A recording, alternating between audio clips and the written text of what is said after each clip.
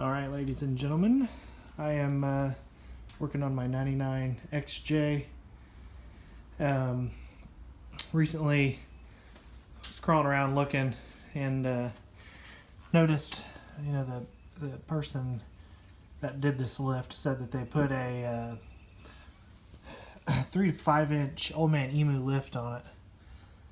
When I look in there, I see lift blocks. I see pretty big lift blocks. It's size comparison, that's my hand. I have a suspicion that that is probably a stock spring in there. I also noticed that the shocks that they put in there, they put the barb eliminators in. They have a standard, I think it's like a DOS Tech shock in there. So anyways, messed around with that too and noticed this shock has quite a bit of play in it.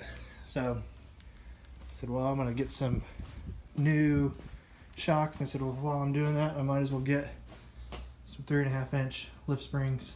So these are the Rubicon Express 3.5 inch coils. These are the ProComp ES 9000 shocks I'm going to be putting in. So I'm going to go around and take a quick measurement to see where I'm setting at now height-wise, and then I'll come back and show you the install, and then afterwards I'll put together a quick video showing you, or a quick clip showing you how what that measurement is after I put these springs in. My thought is I want to get rid of these spacers altogether and just do a coil, full coil. So anyways, I'll be back with you getting your measurements. So just doing a quick measurement here. Measured from the axle housing to the frame. I was at 10.125 inches. I think stock is 6, around down here, 6.75. So we're looking at about a 3.5 inch right now. So it should be exactly the same with those springs going in minus the block. So anyways, I'm going to get to jacking up the front. I've already got my sway bar end links disconnected. I'm going to jack up the front, throw it under some stands, take the wheels off, and drop that axle down. Alright, status update. I've got the shocks taken off. I've got the axle dropped down. I'm supporting the body. If you guys are curious what I meant by the barb pin eliminators, these are the shocks that came off. You can see these are just a typical double loop shock with mounts on each end. Those mounts just mounted up in the factory locations of the shocks, and then it just had a bolt that ran through and up there. So I'm going to look at what it's going to take to get these out. Looks like it's going to be quite fun. I'm going to remove the spring retainer and then see if I can finagle these things out. I'll let you know once I get them back or get them done. Thanks. Alright, so I've used some unconventional tools here, but I was able to get the lift block off. I just mocked it up for now because I wanted to throw it in and make sure that when I took this spring out, it was the same exact length of this as this spring. And I'll do a quick comparison here.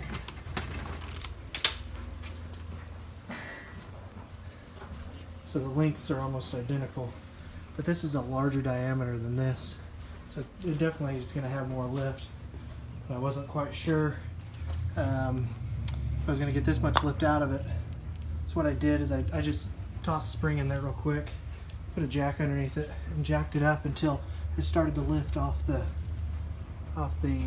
stand, and then I took a quick measurement between the frame and the axle housing. I'll show you real quick how I do that. I saw this on another YouTuber's video. So you're basically going to take measurement from the axle housing until, I'm doing this one-handed, so until the frame, and I was at 10 3/4. I'm looking at about the same exact I was, which is exactly what I wanted. Just eliminating the spacers. I have the factory spacer in there now, so I think I'm gonna go with it and see how it turns out. So I'm gonna go and do the other thing, or do it on the other side, and keep going. Well, since last time we visited, just working on getting the spring in there. Now I've got the spring in there. I've got the bottom side of the shock mounted. Just got to get the bolted up there. For the most part, spring went in pretty easily on both sides here. So you can see it's in there pretty solid. One complication that I had is that side over there didn't have a spring retainer, and then this side here, when I went to unbolt it, the spring retainer bolt broke out. So I'm gonna hit up AutoZone, O'Reilly's, see if they've got a couple of those. Really, I just need one of these, but I need 2 bolts since, like I said, that one broke off. I had to drill it out, but for now I should be able to jack it up, put the wheels back on it, and drop it down with no issues. I can come back and put the spring retainers on when it's on the ground. I don't have to keep it up in the air. So I'm going to do that, and then I'll measure what the total height difference is when I'm done. Alright guys, it's on the ground. It doesn't look much different than it did before, which is exactly what I was going for. Pretty level. You can see in there, got my springs and shocks on. I did a measurement from axle tube to frame, 10 3/4, almost exactly what it was before. So yeah, got everything buttoned up. The only thing I have to do now is just get those spring retainers in, and then I should be able to take it for a test drive and see how it goes. So I'm going to take it for a test drive, and we will be back with you. So took it for a drive. It drove really well. Was able to get spring retainer on the passenger side done, but tried to fab something up, ended up giving up on the driver's side.